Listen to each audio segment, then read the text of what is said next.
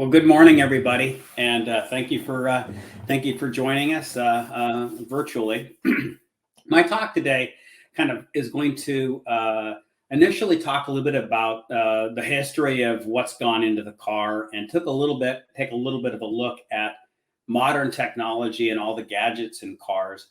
Um, and then I'm going to talk about the research that we've been doing with the AAA Foundation for Traffic Safety, the Auto Club group that supports a lot of research to look at driver distraction, how distracting that technology really is in the vehicle, and all the way up to automated vehicles. And so 30,000 foot view. But I guess to start with, distracted driving is not a new phenomenon. It's been around since the car because it's a byproduct of how the human mind works. In fact, the two first vehicles that were licensed in the state of Ohio crashed into each other. So this has been a problem from the very, very beginning. Ohio is a huge state. How could they possibly crash into each other? But they did, and it's a product of basically distracted driving. It's worth going back to the beginnings just for a moment to look at what was in the car in the Model T when it first was rolled out. And so this is actually an very early version. And you can see the display technology was very primitive. You basically had a little voltmeter, and that was about it.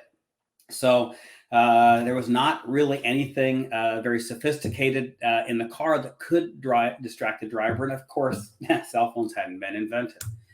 A high water mark for me in terms of kind of starting to look at distraction was when automakers in the 30s started to introduce something into the vehicle that had nothing to do with driving, and that was the introduction of the radio. And it was designed to basically just do something that had nothing to do with maintaining your ability to drive and stay on the road and avoid crashes. And there was actually a substantial amount of concern in the 30s about whether this was a good idea or not. Prior to this, just a little bit before, there was even something called the Highway Hi-Fi, which was a little record player that clearly didn't work. It bounced all over the place as people bounced the roads. But we do see that in the 30s, and the car companies started to introduce technology going beyond just that simple little gauge. And at the same time, there was a parallel technology that was developing besides the automobile, and that was the telephone. And for the longest time, we had really no idea that telephone might get in the way of driving because the telephone was connected to the wall. And so you couldn't really go anywhere.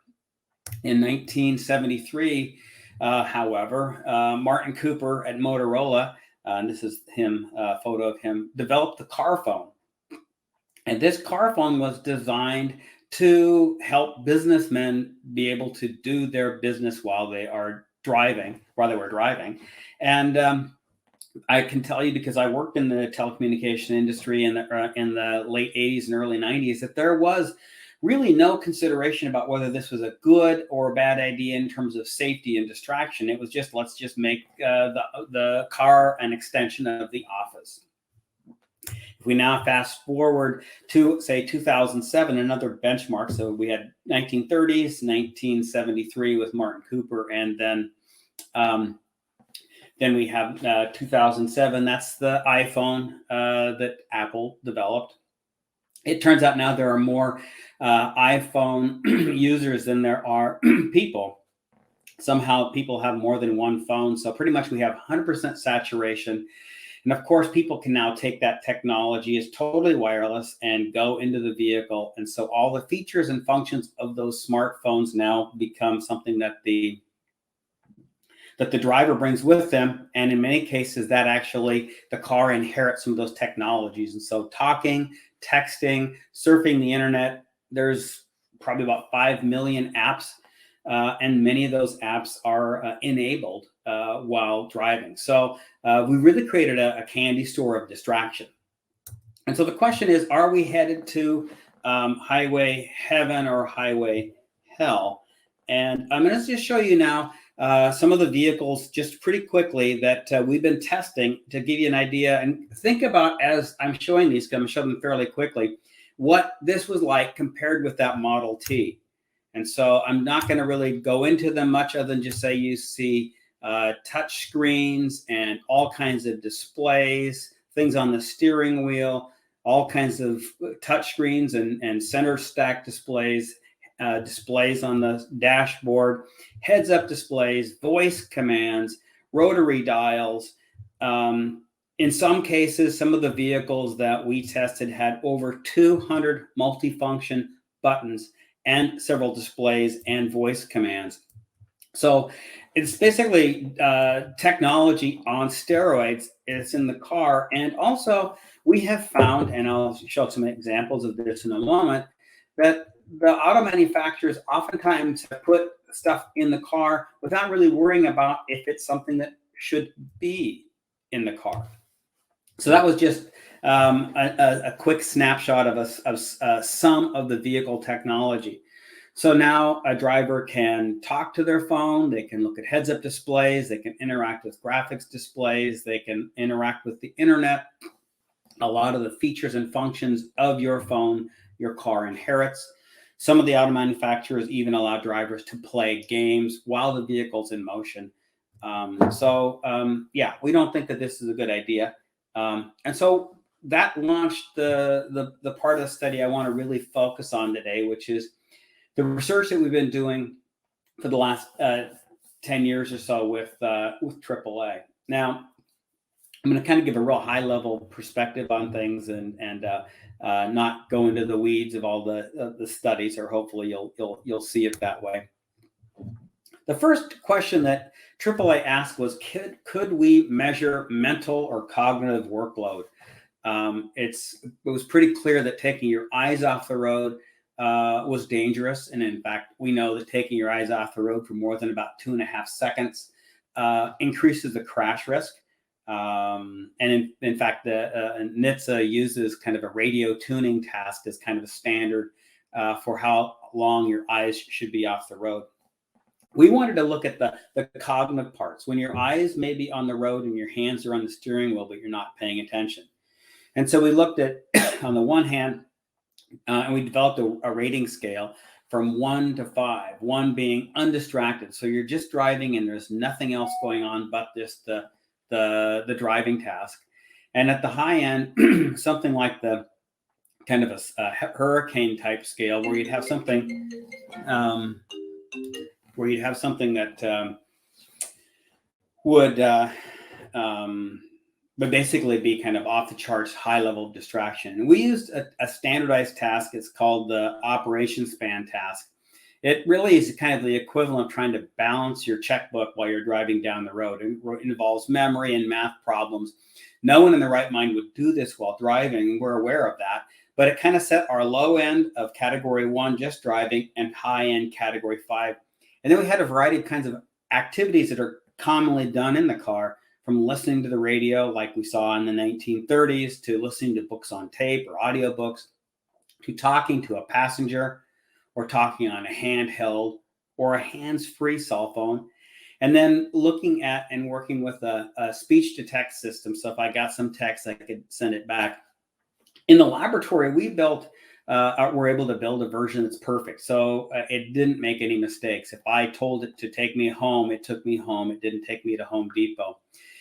If you've interacted with Siri or any of these voice assistants, sometimes it gets it right and sometimes it gets it completely wrong. And what we found, and I'll show you a little bit later, is when those systems are error prone, it tends to really kind of create havoc in terms of the cognitive demands of the driver. But if you built a perfect system, how distracting would that be? If Siri was perfect and never made any mistakes, what it would be like. So when we looked at this, and we used a bunch of different measures. We did on-road testing, we did simulator testing, we took all kinds of measures of the driver's brain activity, and a whole bunch about how well they stayed in their lane, how well they glanced, and so forth. So we kind of integrated this into a workload scale.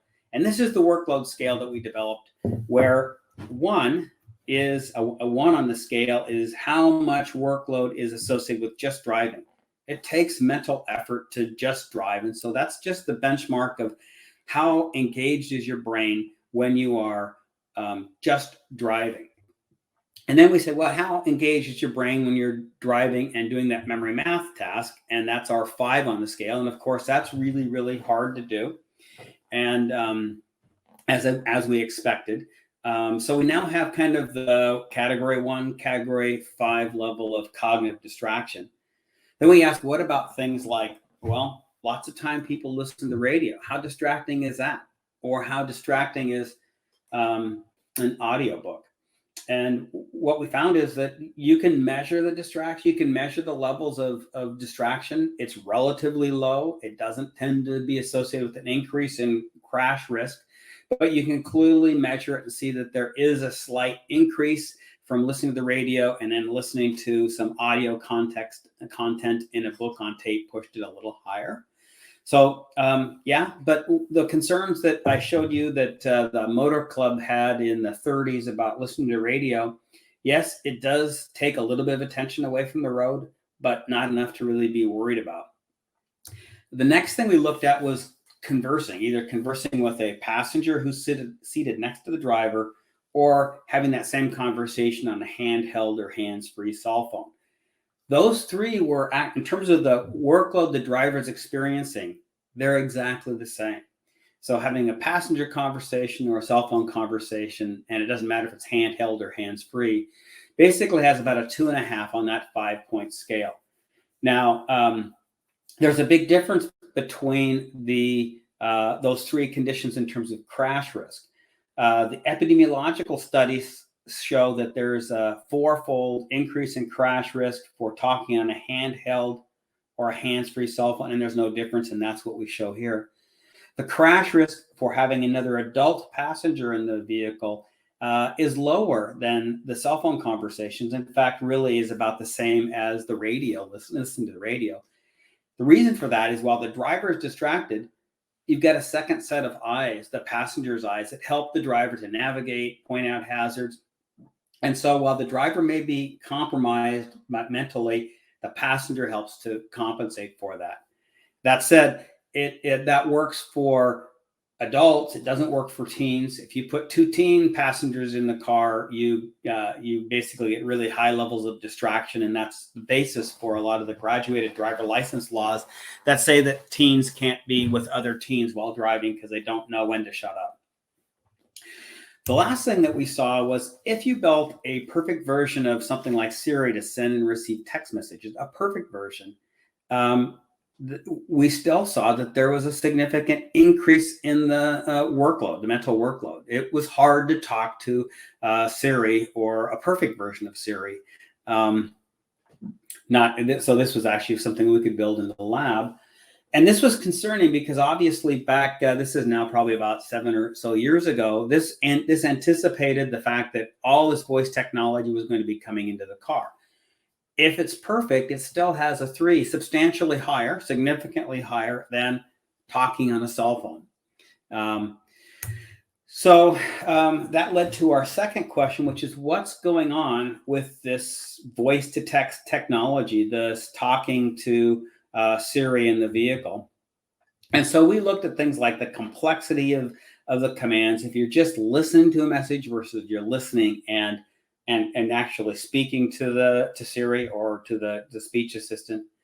We looked at the quality of speech because it's one thing for a human to be speaking, but Siri doesn't quite sound like a human. The synthetic speech might be part of the problem. So we looked at the quality of the speech and the complexity of the things that drivers were doing. We also looked at what happened if the system wasn't reliable. If all of a sudden what would happen when you told the car to say, take me home, and it took you to Home Depot.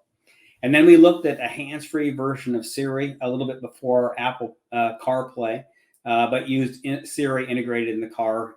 And here's what we found. Step you through this data just to kind of give you an idea. I know there's a lot of numbers here, but it's actually, here's our single task, just mental workload of driving. And so that's a 1. Remember, it takes a little bit of mental effort to just drive. If we have people driving and doing that that operation span task, that memory math task, we find that we're back to 5. So there's our 1 to 5 scale again. And if we have people sending and receiving commands to a kind of a perfect system, like we had in the first experiment, in the last experiment I showed you, where they're sending and receiving messages from a text-based system that doesn't make errors, that's our 3 on the scale. But that was using, so the driver is hearing some kind of a quick text or an email, short one, and then having to respond to it. We then said, what happens if a human read the message as opposed to the computer? And it was exactly the same. It turned out that there was no difference in terms of whether it was natural speech or synthetic computerized speech. In both cases, you got similar levels of workload. So it's not this computerized speech is causing the problem.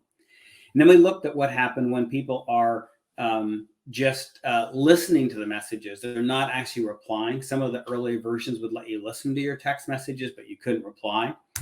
And what we found was that the listening only reduced the workload to something that's kind of somewhere in between, a little bit lower than talking on a cell phone. And again, there was no difference between listening, between synthetic speech and natural speech. So what we see is that in terms of that workload associated with using a perfect speech system, about half of it was due to some kind of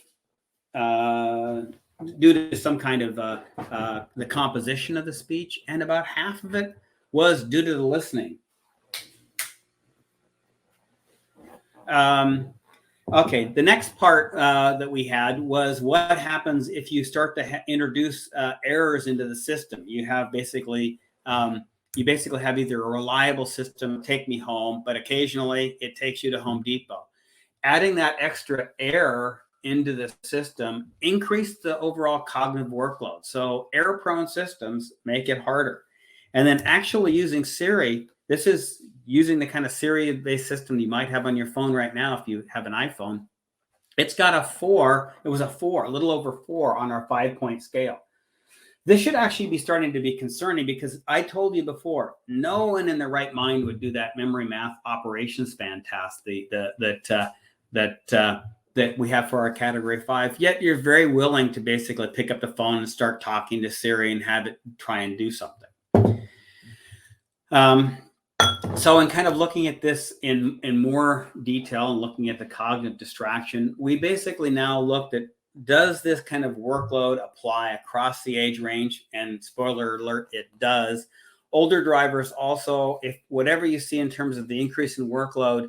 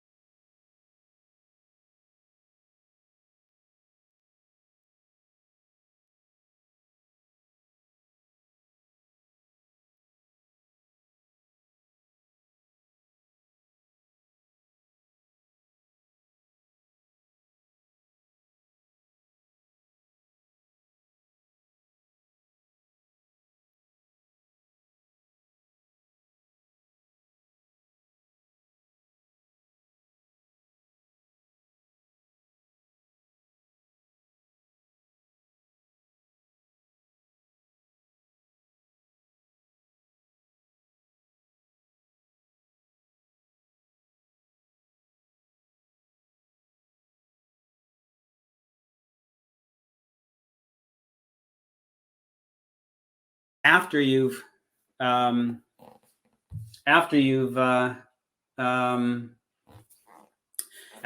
basically talked to the car for a little bit, Okay.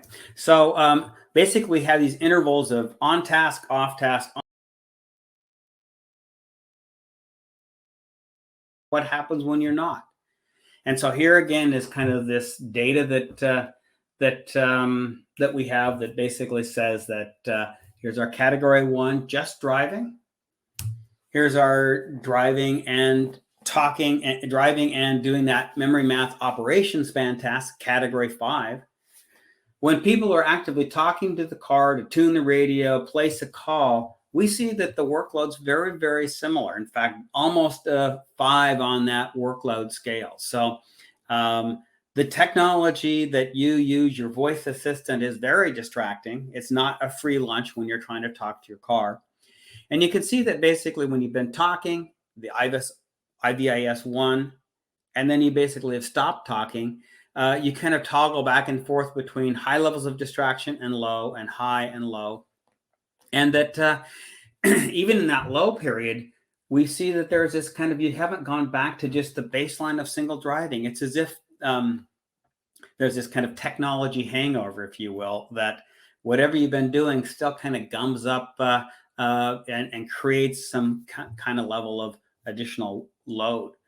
And we can measure that. And so we've actually got a number of studies now which look at how quickly that distraction fades. And so in this interval, we've got zero is they just finished talking to the car to change the radio or place a call.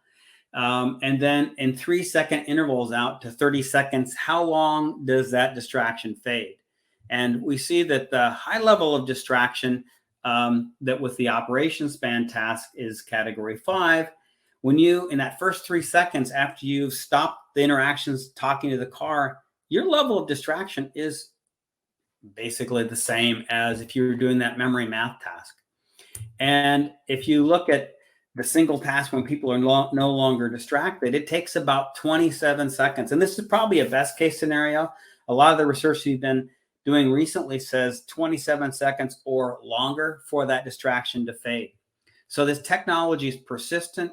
And so in many cases, that kind of interactions, you just should be aware of the fact that that talking to your car, even though you think you're not looking at some screen, you're not cognitively present and you have increased levels of distraction.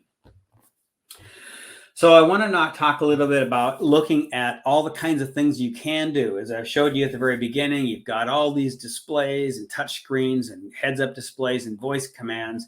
And so you could think about that as the distraction triad, distraction on steroids. First off, there are things you can look at that take your eyes off the road. Things like looking at this touch screen, and maybe you have to try and identify find some music or do some navigation task. Maybe it's heads up displays. Maybe it's looking at some kind of information that's presented in the dashboard.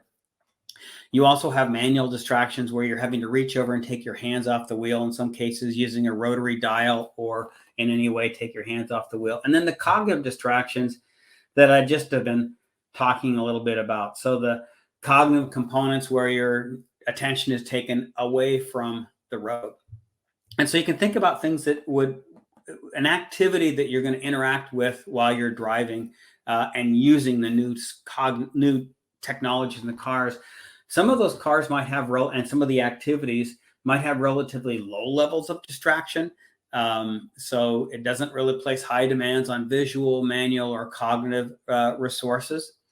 Some of that is going to be moderate. And so you're going to have pretty high levels of distraction, just relatively simple activities. And then we're going to see some activities, in fact, a lot of the kinds of things you can do have really high levels of distraction, taking your eyes off the road, taking your hands off the wheel, and taking your mind off the road for long enough periods of time to be concerned. So the question we first ask, and again, this is kind of at the 30,000 foot view, I could go into more of the details, but for right now, I'll kind of spare you those, is the kinds of things that we categorize that you could do is you could do some kind of audio entertainment that might play music, interact with Pandora or any of the kind of audio streaming technology, changing radio stations, playing some kind of music on a CD or an iPod. So those are, or whatever kind of technology you might use. So that is kind of the one task would be just doing audio entertainment and kind of selecting that while driving. Another would have to do with placing calls, placing a call to somebody else, either your own call, a number, or a number you're not familiar with. How distracting is that? How demanding is that? And or placing it, doing voice texting. Many of the cars and many of the technology now allows you to do voice texting. Theoretically, it's like I don't have to do anything, but it turns out that with it, you're supposed to just use your voice. As I showed you before, just using your voice is very demanding. On top of that, oftentimes you have to look at the screen or review your text message to make sure you didn't send some kind of gibberish. So there's the texting kinds of features. And then there's the navigation type features where you're trying to program some destination entry, take me to a particular location. And so this isn't the navigation part, it's the programming part. NHTSA has, by the way, the National Highway Traffic Safety Administration has recommended that both the texting features and the navigation features not be enabled while the vehicle's in motion. But about 70% of the cars we tested, this was a couple of years ago, so it's probably more now, but about 70% allowed drivers to send text messages, and 40% allowed drivers to do destination entry while the vehicle's in motion. So how do those different tasks compare? And this is now kind of an integrated scale that measures, it integrates and gives a benchmark for visual distraction and mental cognitive distraction and time on task, where 0 is our undistracted driver on that scale, and 1 would be the high watermarks for visual and mental distraction that come basically from the visual manual guidelines developed by NHTSA. And what we see is that there are certain kinds of tasks the tasks differ for one. So audio entertainment, trying to select and select some music to play, and or placing some calling or dialing are at least below 1. They're still fairly high in demand, but they're at least below that high water mark of doing the equivalent of a memory math task for 24 seconds or doing some kind of visual search task for 24 seconds. So those are a little better, significantly so. Texting, doing voice texting, the kind of features that are found in about 70% of the vehicles, that turns out to be significantly worse than the high water mark for distraction. This is a combination of visual, manual, and cognitive distraction. So watch out, because even though the cars allow you to do this and it's not locked out, that activity is substantially more distracting than the standard benchmark scales that NHTSA developed for things that you shouldn't have any more distraction than that level. And if you're trying to use your navigation system to program destination entry, take me to a particular location, that is a multi-step operation. It turns out to be a 2 on this scale, where 1 was the NHTSA's basically recommendation is tasks and activity should be below 1 on this scale. And we see that the destination entry features that are prevalent in a lot of vehicles is over a 2. So that technology, that heaven or hell, well, watch out, because at least some of that technology is really, really distracting. We also look to ask, what kinds of interactions are most troublesome? Is it interactions with the center stack where you may be using a touch screen? Is it the voice commands? Or some cars actually have like a rotary dial that will allow you to turn the knob one way or the other to kind of select something on the screen. And what we found was that on the whole, all of these activities were demanding. The center stack touchscreen was a little easier than using your voice commands. And the kind of center console where you'd have some kind of rotary dial or a touch pad or a draw pad on the center console was substantially worse than everything else. In fact, most people really disliked that whole feature of kind of trying to interact with the technology in your car.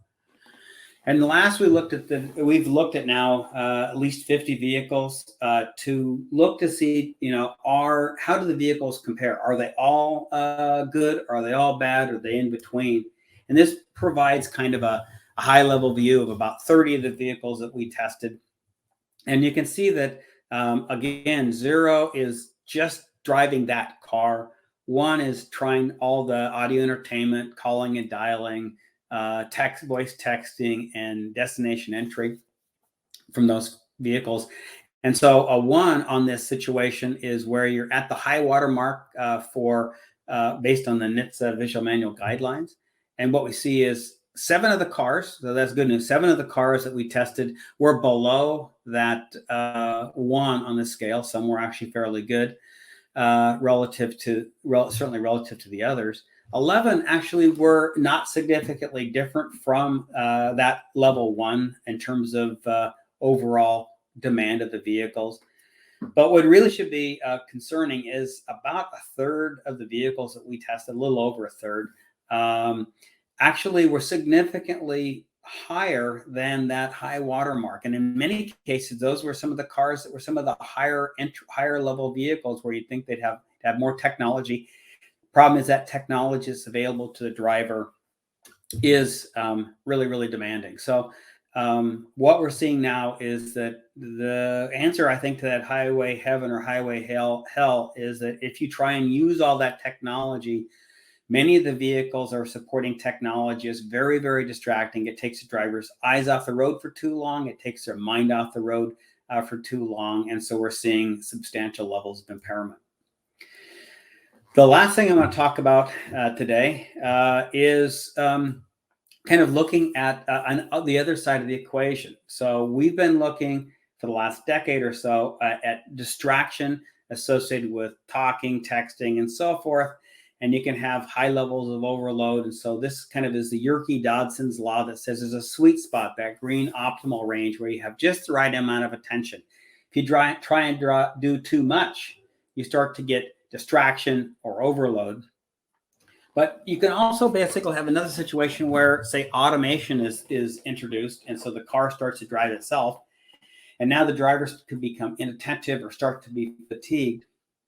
And so you're kind of no longer in that green sweet spot. And so what happens when we start to have self-driving vehicles that maintain lateral and longitudinal control, may integrate eventually navigation in it so you can take you to your location and help weave through traffic.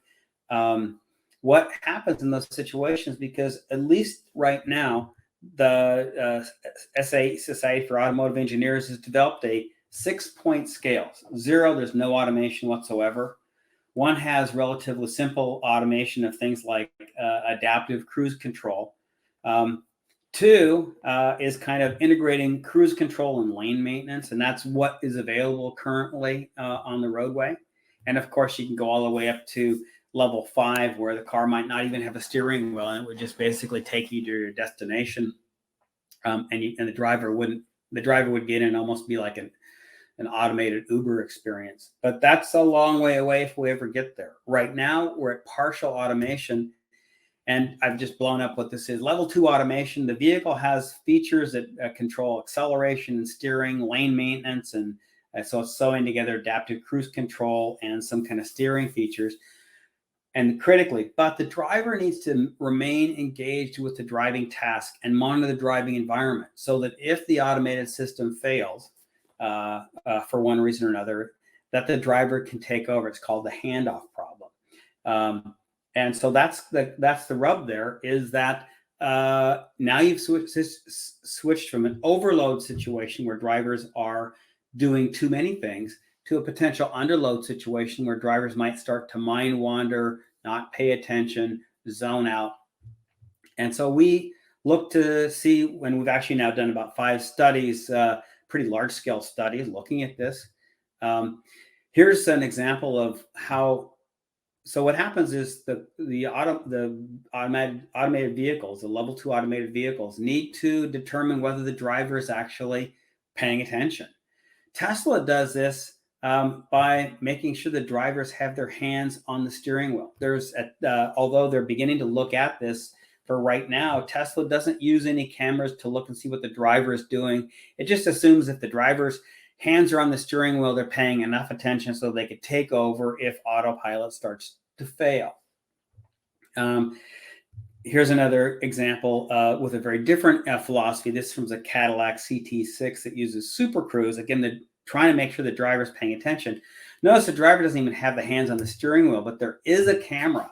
And so the camera is actually faced on the driver and actually making sure that their eyes are open and they're looking at the roadway in front of them. So two very different models.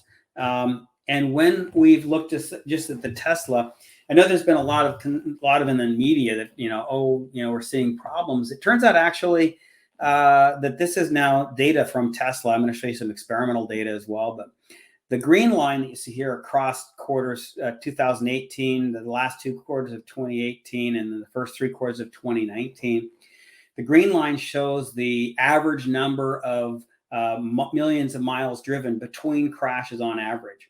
And the higher the number on that million miles, the safer the vehicles are. When an active safety system is introduced, like adaptive cruise control and maybe blind spot warning and safety and kind of emergency braking, you see that the number of miles driven between crashes increases, suggesting that those active safety systems are making the roads safer. The critical things I want to call your attention to are, though, the yellow line and the blue line. The yellow line is when a driver of a Tesla is manually driving. They're just driving the car. And again, Tesla drivers tend to be safer than the overall average drivers, but you still see that there's kind of a kind of level of improved safety with those vehicles. The same car, the blue line shows those same car with the same driver with autopilot engaged. And what you see is that the engaging those the autopilot actually increases the safety. The interval between reported crashes gets longer, so the more millions of million miles driven. So this comes from Tesla. We know for sure that it is the same vehicles and it's largely the same drivers, potentially not the same driving environments, but nonetheless, autopilot does seem to be helping in terms of reducing the number of crashes on the whole. When we've looked at, and we've now done, like I mentioned, probably about 5 or 6 studies, pretty large scale studies. And I'm just going to show you one set of data, but they are all showing the same pattern. Here we're measuring brain activity recorded from the drivers.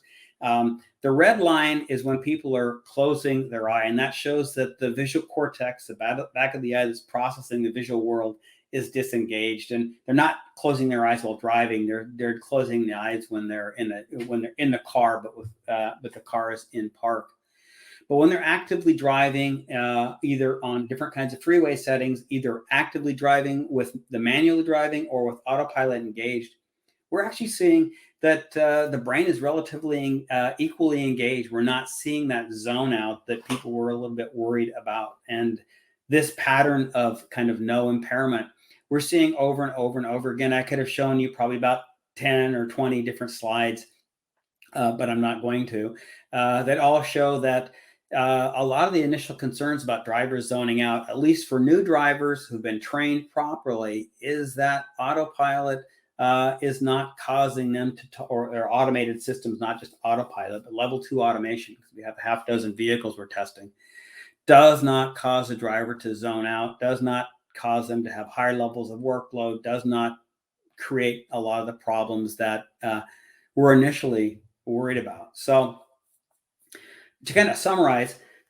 just to kind of give you an idea of where we are in this, talking to your car can drive you to distraction.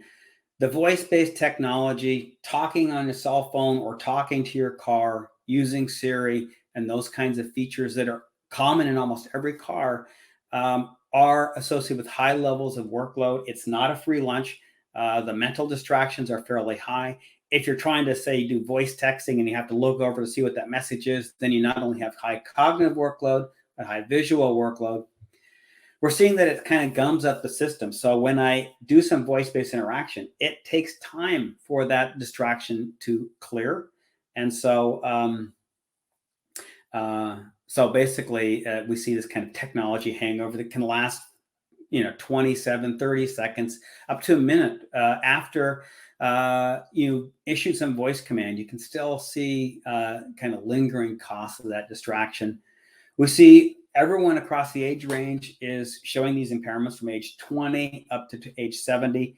But what you see is whatever distraction levels you find for younger adults, they're amplified in many cases. Looking at the older cohort in their 65 or higher, their workload levels are doubled. And we see that the cars themselves have different levels of levels of workload. Some of the vehicles are relatively easy to use. Still high levels of distraction, but below that level, below that kind of industry standard one on that workload scale I showed you. But many of the vehicles, and probably a growing number, are having levels of workload are substantially higher than what the NHTSA visual manual guidelines would recommend. So there again, what we're seeing is that we're putting all kinds of distraction in front of the driver. And unsurprisingly, if a driver sees that technology in the car, they're likely to use it. They don't necessarily know if it's safe or not. Lastly, to try and fix impairments to crash risk for associated with fatigue and distraction and alcohol and drug impairment and speeding and so forth, we're starting to introduce automation. We're seeing that these vehicles are starting to develop technology that can take over some of the tasks of driving. At this point, the types of technology that's available to the public is level 2 automation, and that does require the drivers to pay attention to the car and be able to take over if they need to. And the data that we've seen from quite a few studies that we've run, as well as the data that Tesla has released, suggests that it's actually, for the most part, working. It does seem to reduce the number of crashes, increase the number of millions of miles driven between crashes. We're not seeing the zoning out that people were worried about. That said, automation may be our future, but it can't fix stupid. And what I mean by that is there's internet examples of people sleeping while they're driving, or getting into the car where they're drunk, or taping a soda can onto the steering wheel of a Tesla so that the Tesla thinks that there's a driver in the car, and then that person gets into the back of the seat. Or in the case of, say, the Cadillac, they put some kind of a mask in front of the camera so that the Cadillac thinks that there's a driver, even though there isn't one. I think, the first thing is we have to hope that automation can help when you have a driver who's trying to work with the car to actually get to their destination and to do so safely. It's another matter altogether to ask automation to help with all the goofy things that people would want to or often try and do while they're behind the wheel. Automation is going to help, but it's going to need a little bit of help from people to not do stupid things. And with that, I've reached the end of my time, and thank you very much for joining. I guess I cut out for a moment in between. I'm sorry about that, but that's what I have to say. Dr. Strayer, we do have one question sitting in the queue, okay. And it says, did they, and I think they may be NHTSA, did they find an amount of time that is acceptable distractions such as reading road signs, highway warning signs, and other distractions that are outside the vehicle? NHTSA uses a guideline for better or worse called the radio tuning task, and it goes back probably to like the 70s or 60s or something like that. There they basically said that, things that are less than a glance, like 2 seconds or less, they may not, that may not be perfect, but they basically said that seems to be something that's acceptable. Basically, it's acceptable because people have been doing it a lot. So kind of a rule of thumb that NHTSA suggests, and basically they've tried to promote in terms of the technology in the car, is that the glances, there should be short glances. The total number of glance duration should be, if with short 1 to 2 second glances, should not exceed a total of 24 seconds. So that would be 12 seconds off the road, interspersed with looking up and down. And that's the worst case scenario. One of the reasons why we know that texting is bad is the time it takes to read an average text is about 4.6 seconds. And so well over that 2 second interval. So NHTSA does have a recommendation, no more than glances that are no longer than 2 seconds. And the total amount of glance time to perform some kind of interaction fee should be less than 24 seconds with on and off glancing and taking your eyes back and forth. Okay, we have one more question. The Waymo cars are advertised as completely automated.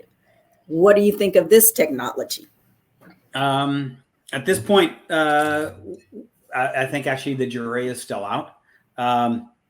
What's commercially available is level 2, level 5. I don't think actually you're seeing a lot of that stuff. In fact, I think Waymo has a driver, if I'm not mistaken, in the vehicle, even the car is supposedly driving itself. And the task of that driver is to kind of make sure that the car doesn't malfunction. So I don't think the technology is there yet to be able to have a fully automated level 5 vehicle. And it may be a while for that to happen. We're at this point, we're still very few cars. Most auto manufacturers have some version of level 2 automation, but it does require the driver to pay attention. Level 3, which integrates navigation, is coming and is available in some vehicles. But yeah, I would say that Waymo and those kind of activities, like the technology like that, is still kind of a little bit in its infancy. Okay. Well, that is all the questions that we have in our tab. And I just wanted to say thank you so much for being with us today. We appreciate the information that you have provided. And we look forward to hearing from you again. Okay. Thank you very much, everybody, for showing up. I know it's kind of a challenging thing with the internet and all this and virtual presentations, but thank you very much. It was a pleasure to meet with you. Thank you so much, Dr. Strayer.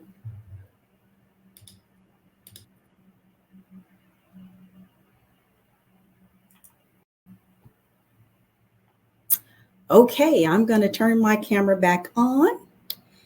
And I just want to remind you to please go to the attendee lounge and make sure you look at that summit evaluation. So don't forget about that. Next on our agenda, we are going to welcome Ted Chen, co-founder of Lifesaver Mobile, and Russell Henk, program director of Teens in the Driver's Seat. They will share the ways in which we can help drivers develop new, safer driving habits.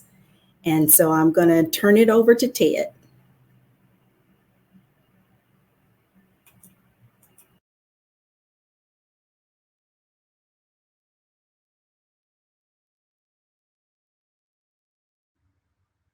I had my mic muted off. Can you hear me okay now? Oops. Yes, we can hear you. Perfect. Thank you so much. Appreciate the introduction. As Robbie said, this is a shared session between myself and Russell Henk. And so I will start it off, and then we will shift over to Russell midway through. So thanks very much. Before we get started, I thought I'd just briefly play a video, a 2-minute video, which is an explainer video on our website. It basically tells you what we do and a little bit about how we do it, but it's obviously only 2 minutes long, so it's very brief. And here it is. Let me go ahead and do that. Driver picks up their phone. The chances of an accident increase. Distracted driving is an epidemic that creates dangerous situations, costing a lot of time and money, or worse. So we created Lifesaver Mobile, an easy, effective software solution for preventing entire fleet's drivers from using their phone while driving. It starts with a web-based portal that enables fleet managers to know when their company drivers are attempting to unlock their phones in ways that aren't hands-free. And deployment is easy. Just a few clicks within the Lifesaver admin portal, and the smartphone app can be sent directly to all your company's mobile devices. The app will do the rest. No beacons or dongles required. By allowing essential hands-free uses like maps and voice commands, your employees can stay safe and productive. Lifesaver Mobile keeps your driver's eyes on the road, reducing employee injuries and lost productivity, while also reducing collisions, lawsuits, and fleet insurance. The easy-to-use portal organizes detailed reports on individual drivers and groups. When a pattern of unsafe behavior is detected, Lifesaver will notify you. This level of in the know mitigates risk and saves time by showing if and when your drivers use their phone. Because no hardware is needed, implementing the Lifesaver app across your fleet is quick and affordable. You could be up and running in under 2 weeks, no headaches with dongles or beacons, not to mention all of their additional maintenance. It makes identifying risks simple, so you can take action swiftly and prevent dangerous situations. At the end of the day, it's about getting your employees home safe to their families with Lifesaver Mobile. Okay, great. Thanks for bearing with me on that. I just wanted to kind of briefly introduce what we do. And I think that hopefully that two-minute video gave you a good glimpse as to what we're going to be talking about today. Obviously our topic today, Russell and I, is about how phone apps can help with the problem of distracted driving. We're talking today, of course, about distracted driving in general, the whole summit. But for this session and for Russell's, we're talking about phone distraction and how we can solve phone distraction. Phone distraction, obviously, is one of the leading causes of distracted driving. If you talk to any of the insurance companies out there, and they're the ones that we actually work with a lot of insurance companies. They're the ones that they're a big channel for us. They're a big distribution channel for us. And they tell us that as they're looking at claims, they're the experts. They look at the root causes of all these claims that are coming in and that they're having to pay. And what they're saying to us over and over again is that the phone and the use of the phone is causing anywhere up to 50% of all those claims. So it could be a big range depending on your carrier or the insurance company. But the stated minimum by the National Safety Council years ago was 25 or 27%. And then, of course, with these insurance anecdotal data that they're telling us, it's closer to 50%. So it's a big number, and just by solving the phone distraction part of distracted driving, we're tackling a big portion of the problem out there. So we'll be talking about how we do that with our mobile app-based solution. All right, well, let's get to it. And we do focus on basically commercial drivers. I mean, that's our business model. That's been our business model since many years ago, and so that's what we do today. So it's a B2B software solution. It's all cloud-based. And it involves no hardware, as you saw from the video. Obviously, businesses really care about distracted driving these days. Their logo on the side of a truck is a great target for personal injury lawyers. As I said, it's one of the leading causes of collisions today.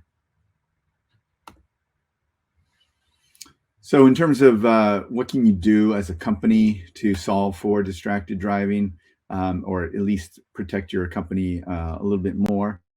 The couple things that every company should be doing is number one, adopting a strong cell phone policy, and then certainly enforcing that policy. If you adopt a policy but you don't enforce it, it's meaningless because you're not doing anything to make sure that your employees are respecting that policy.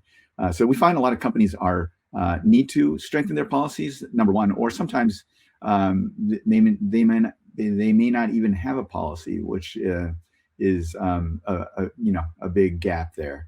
So number one, we certainly have folks on the team that help with that, but many of the companies that come to us are already having a strong policy. And then, of course, the second thing is how do you enforce it?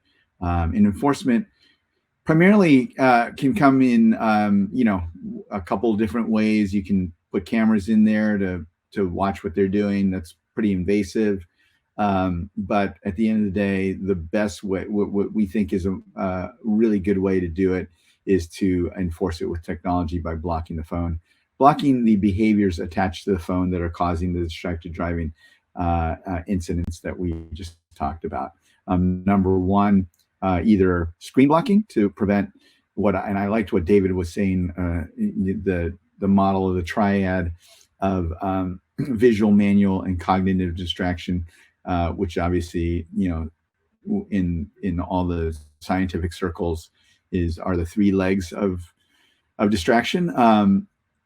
And so we tackle, 1, 2, or 3 of those legs if you decide to do it that way. So we can tackle at the bare minimum the screen blocking. So we take away the visual and the manual distraction associated with the phone.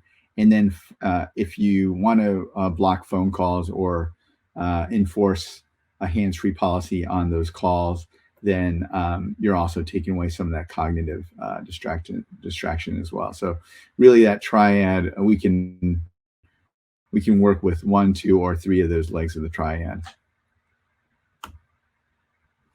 So what's becoming clear in sort of the legal landscape is the ability for companies to take more proactive steps around the strengthening enforcement of their policies. What you see here is a recent National Labor Relations Board ruling that said that companies can adopt cell phone policies that, so long as the clear purpose is safety, that can take punitive actions or impose punitive actions upon an employee for violating that policy. And the policy can obviously prohibit the use and possession and even the possession of those cell phone policies in a commercial vehicle. And so why is this all kind of coming to a head? And David and I were chatting about this earlier in the backstage room. There is an inflection going on in the marketplace, especially for commercial fleets. And I think a lot of it is due to the fact that we live in a litigious country. Personal injury lawyers are really kind of focused on this problem of distracted driving, and the first thing they do is to subpoena phone records and see if the driver of a company truck was on their phone when the incident occurred. And what they're really looking for there's so many sort of modest and simple ways to enforce and restrict this problem to go away. And if you're not doing that, you're basically, they'll claim negligence. It's something that they believe, and that the arguments are that they'll make in court is, hey, look, this is not a big deal to do this. Why aren't you doing this already? So I think that's causing a lot of that inflection in the marketplace, along with the fact that many companies are realizing that this type of technology exists today. So in the world of fleet safety, there's lots of different kind of technology solutions. Here's kind of our representation of what's available in the marketplace. Over on the right-hand side, you can see dash cameras. which are either driver facing or forward facing.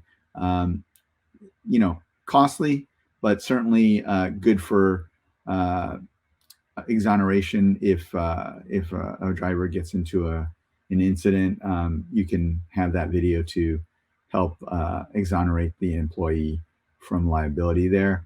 It doesn't really, they all are AI driven, and they're supposed to, they beep and they tell you when when the driver is doing something wrong.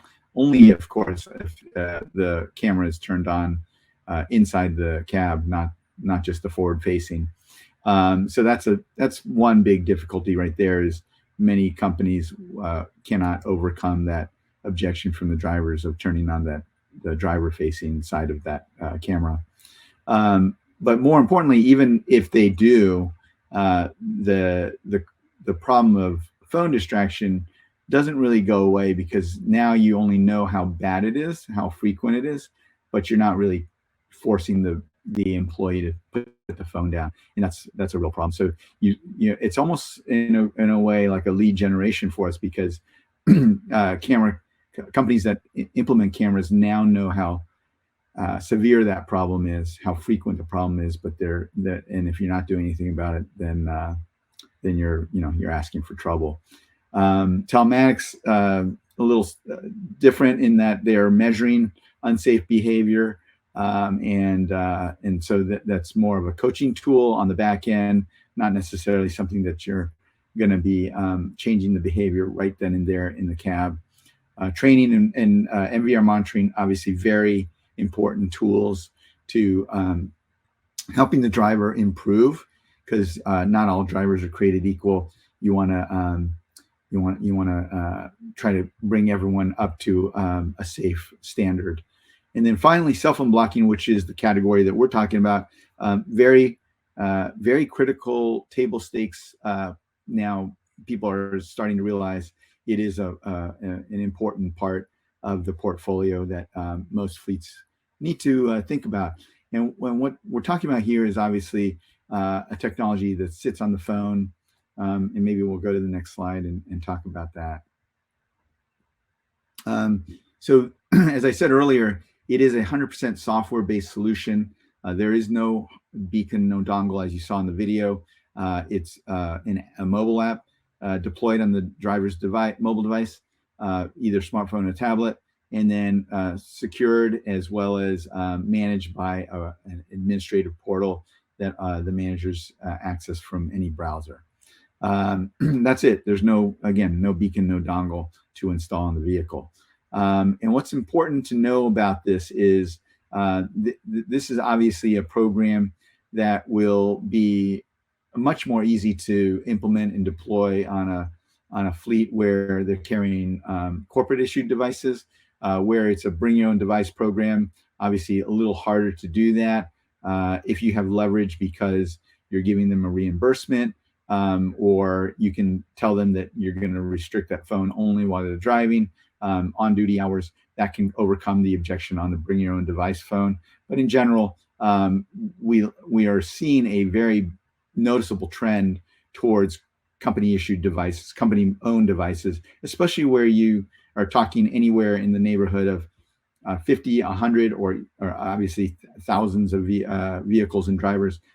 All of those larger fleets want and need to issue and control that consistency of a mobile experience. So they're issuing company-owned devices because they don't want, the variability of old phones, of different phones, of bad phones, and so they just have to have it as a corporate issued device. So once you have that consistency of mobile experience, you are obviously, the double-edged sword is that you have the exposure associated with the ownership of that device, and if you're not restricting it, again, you're asking for trouble. So what do we do behind during the drive? What kinds of restrictions are we bringing to that drive to help that driver become safer? And again, keywords here are during the drive and proactive. So there's 3 types of driving restrictions: screen blocking, call blocking and or reporting, and speeding. We actually introduced speeding last year because the insurance partners that we work with told us that this was a huge problem as well from a claims perspective. And so back to what David's triad model, screen blocking, of course, takes away the visual and the manual distraction. Call blocking and or reporting can take away some of that cognitive distraction. And then speeding will take away at least or minimize the severity of these incidents if they should occur. And that's what we do all with just the mobile app. I should just mention real quick that all this stuff is configurable. The driver has no control over what's restricted. Everything is controlled by the portal.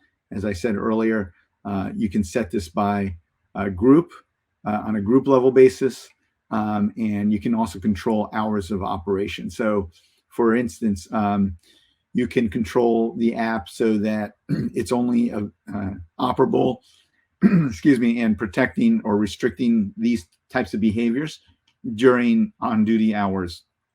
And those on-duty hours can be defined in the portal, either by group shift-based definitions, or even we get so granular as to be able to do it on an individual driver basis based on their on-duty status as measured by some other indicator, whether it be the electronic logging device where they're indicating they're on-duty, off-duty, or even if they've logged into a mobile app that indicates that they're that is required for them to perform their work. And so that login event or that log out event is broadcast to us locally on the device so that we know that they're on duty versus off duty. So very granular, fine-tuned controls on how these restrictions work. That's just a kind of a screenshot of what the mobile app looks like. We can bring the same type of restrictions to both Android and Apple devices, and it's all real time, as I said earlier. The portal manages everything, so deployment, configuration, and reporting is all kind of achieved through the portal. We also have integrations into some third-party dashboards as well, so that if your company managers live in another dashboard, they can access our portal inside that other dashboard that they are already accessing. So kind of single sign-on, being able to do that in one, without having to go to two different places. But, we don't expect that managers have to go into a portal every day. And so we've also, from the early days, figured out that people wanted to know which drivers they need to worry about, whether it's speeding events, whether they've dropped off, whatever it is, any exceptions would be told to them, basically pushed to them overnight with an exception report. And that's basically how we make this a very low effort way of managing your respective drivers. So we'll push a daily report once a day, email based, to every manager in the company who has access to the portal, and depending on the group of drivers that you're responsible for, the exception based reporting will cover just the particular group that you're responsible for. So finally, the outcome really is this kind of collaborative system of how do we kind of get the driver and the company to come together and become safer in a collaborative way. And so the way we do that is with number one, during the drive in cab, we're forcing a new behavior by prophylactically stopping dangerous behavior on the phone, either screen blocking or call blocking or call reporting. And then also these audible speed alerts, these verbal warnings that tell you when you've crossed thresholds that are established in the portal.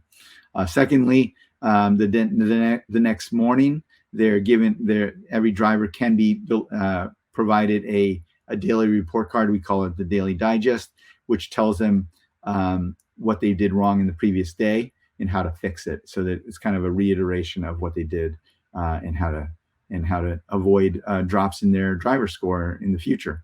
And then, as we talked about, the manager gets an exception report every day or every week or both, and then they can choose when or if to coach up their drivers if there's any stubborn drivers out there that don't get solved by the first two opportunities to self-correct. So that's the collaborative system that we've created. And what we've seen over the years is a good track record in terms of reduction in at-fault collisions. It's anywhere from 20 to 50%, big range, but obviously every company is different. And these are measured year over year, so the time periods are long enough that there's enough of a incident frequency that we can measure these improvements over. We have a calculator on our website, which allows companies to go there and calculate their return on investment. It does include a lot of the I know it's a very small font there on the screen, but we calculate property damage, injury costs, liability costs, but what's not in the calculator is lost productivity and insurance rate increases. So you can imagine just what, and this is obviously a selling point. Even one fender bender these days can cost you a big amount of money, a large sum. So really kind of implementing this this or any other type of enforcement is pretty much a no-brainer. It pays for itself. As I said earlier, cell blocking has become sort of table stakes for commercial fleets. These are several different publications that cater to the commercial fleet ecosystem, and you can see that we've been covered quite a bit in the recent past. It really is all about sort of this collaborative nature or this portfolio approach of trying to get fleets to become safer through a combination of different technologies. And what we're seeing in the marketplace, as I said earlier, is that cell blocking has become a very much of a visible prong in the kind of bundle of things that fleets are looking for these days to improve their fleet safety. I would just add that given the chip shortage, the global chip shortage, a lot of those items, a lot of those technologies that were on that portfolio approach slide are tougher to get because of the supply chain issues and the chip dependencies that some of these technologies have. And that's another sort of advantage that we have, is that we're 100% software, and so we don't have a chip dependency. We don't have anything to ship, and we don't need to go get procurement from slow supply chains and whatnot.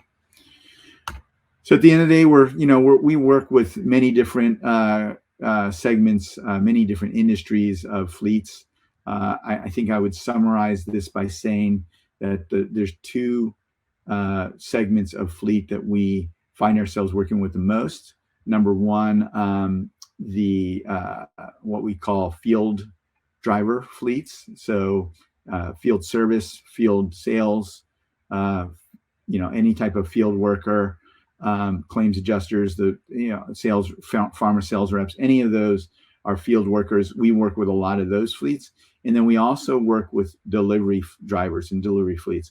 So those are the two main segments, are field and delivery. But we've obviously found other segments as well that are interested in our solution. And with that, I apologize if I took a little bit more time than I should have. I was going to go ahead and let Russell transition to the next portion here.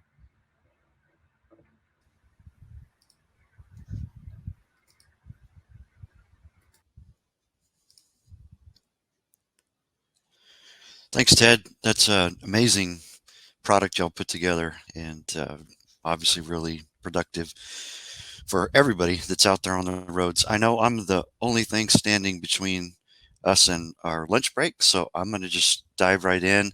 What I'm going to try to cover briefly is just scope of the young driver crash. That's really our niche area of work, is young drivers out on our roads.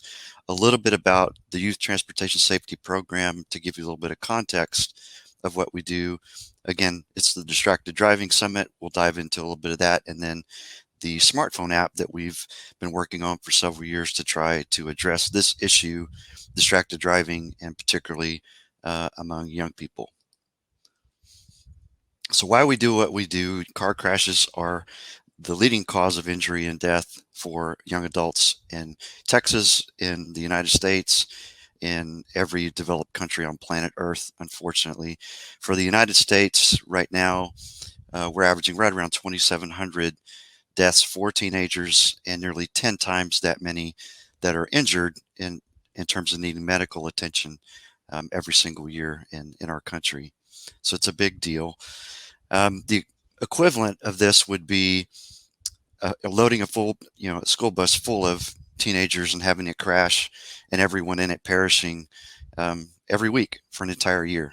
Obviously, it doesn't happen like that. More would be done if it did, but that's the net effect nonetheless. It's incidents here and there, communities throughout the country, but collectively, that's the scope of the issue for this age group.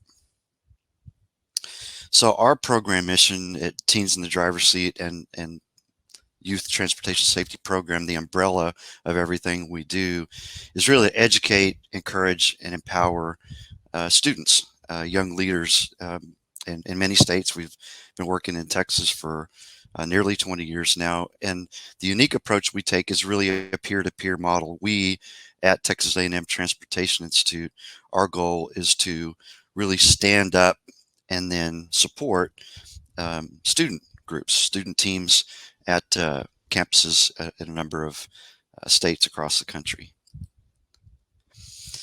So these are the top risks that we really try to address programmatically, and you can see distractions are right there at the very top, and an important part of what we do in terms of everything. The program resources, we provide resource kits that are designed for the student team to leverage throughout the entire school year. We really focus on grassroots activation and motivation, as opposed to maybe a one-time or one-week event. We stay at this 365 days a year, really, and particularly during the school year. So distractions for this age group, the data tell us that 1 out of every 10 crashes that involve a teen involve distractions at the time. What's shown there to the right, we do have an annual poster and video contest that we do every year, and that's one of our winning posters, and does a great job of, conveying the issue. Sometimes distracted driving is you literally, it's like driving blindfolded. So again, that's an example to the poster of how we really keep and maintain the engagement of young people in what we do. So both of our presenters have kind of hit on this issue, which is the three, the triad. It's been described a number of ways, but the cognitive, the manual, and the visual distraction. So young people text a lot. They're not talking as much on the phones as adults, and they're using social media almost constantly. So when they're doing that, it's really what we consider to be the perfect storm. It's detracting from their optimal driving performance at nearly 23 times is some of the research that Virginia Tech has been doing in recent years. So to help address this, we developed a smartphone app, and I'll get into just a little bit of background on the history and the path we've been on there. The tagline for us is responsibility has its rewards. That's really what we do in every aspect of the program, but the app, the smartphone app, is really designed with that fundamental approach, much more of a kind of a carrot and a cash sort of approach for responsible driving. So we've actually been working on this since 2015, about 6 years. The 2 prior deployments of this, we had outsourced to the private sector.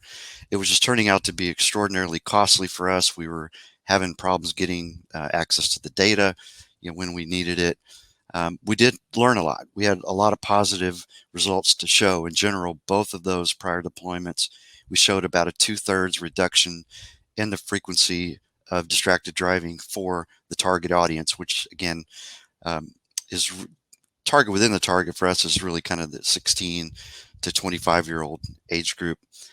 We were getting lots of invitations and interest at national conferences of various natures, so it was good. We were learning a lot, and it was working. The bottom line was the smartphone app was doing what we had hoped it would. So because of those complications that I'd mentioned, we moved this back in 2018 to an entire in-house to TTI. Again, that's who I work for at the end of the day, Texas A&M Transportation Institute. Took us a while to rebuild it on our own, and we were able to get the Apple iOS version launched late last year, and then the Android version launched early this year. And shout out to Texas Department of Transportation, who's hosting the summit today. They're heavily involved in our ongoing maintenance of the app, as is Union Pacific and Federal Motor Carrier Safety Administration. So just real quickly, how the app actually works is you're going to start your trip with a score of 100. And if you take a trip that's at least 1 mile in length and you have no distractions and you have no excessive speeding, you're going to get a score of 100, and you're going to earn 5 points for every mile you drove on that trip. So if you drove 10 miles, it was a good, safe trip, you're going to earn 50 points for that trip. You can accumulate those points, and I'll maybe go to the next slide. I think maybe does a little bit better job of it.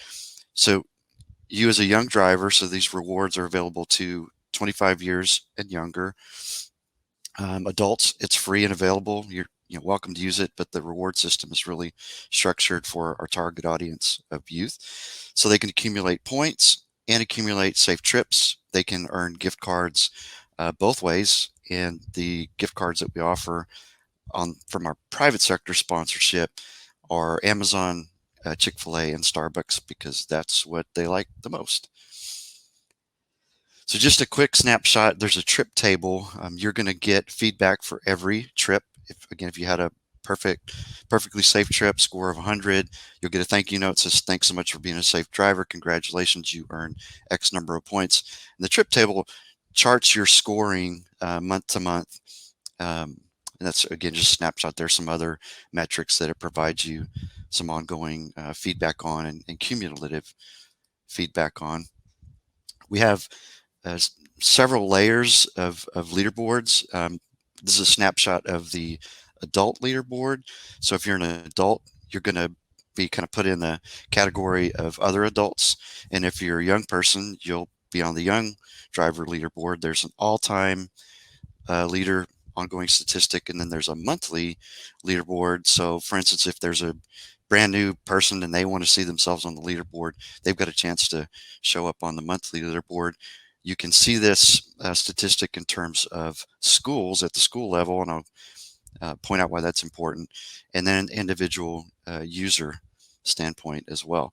So what we do programmatically, we have an all-star awards program for all of our student teams, and the double dip advantage here with the smartphone app is that they can not only earn personal points, but if they're involved in teens in the driver's seat at the high school level, you in the driver's seat at the college level, they can also earn points for their teams. And what we've seen in working with youth, a lot of times they'll be motivated to be a benefit to the team and even others, as opposed to just themselves. So that's an added benefit.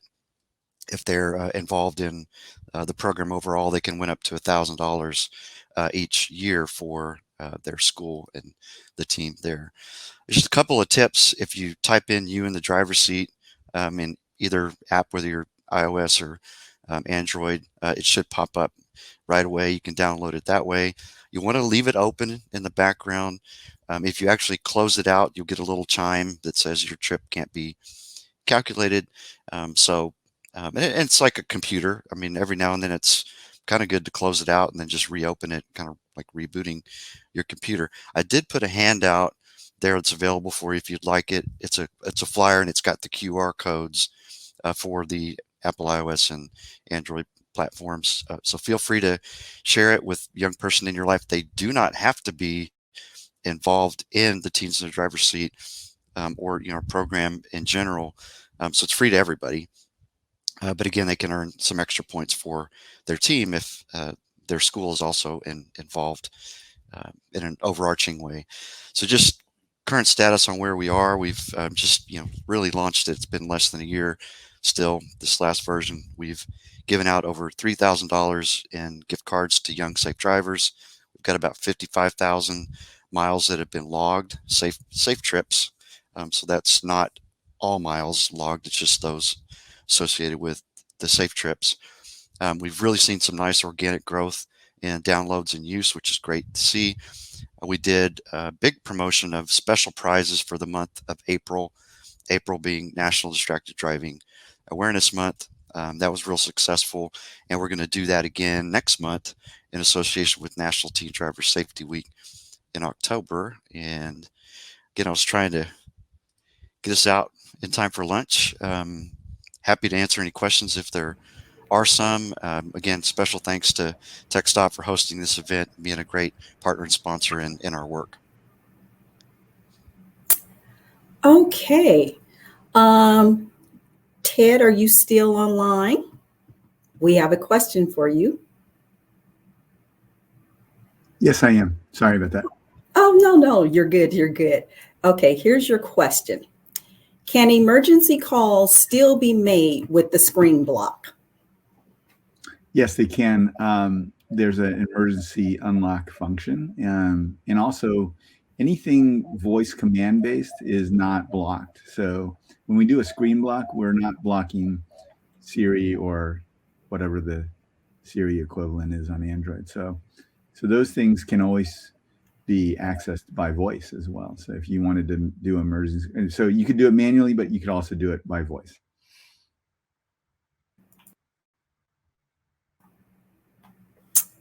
Okay, that is all the questions that I have. Please look in the handouts tab. There is information there. We are going to close out for lunch for now. It's 11:57. Please know that we will reconvene at 1 o'clock. Enjoy your lunch.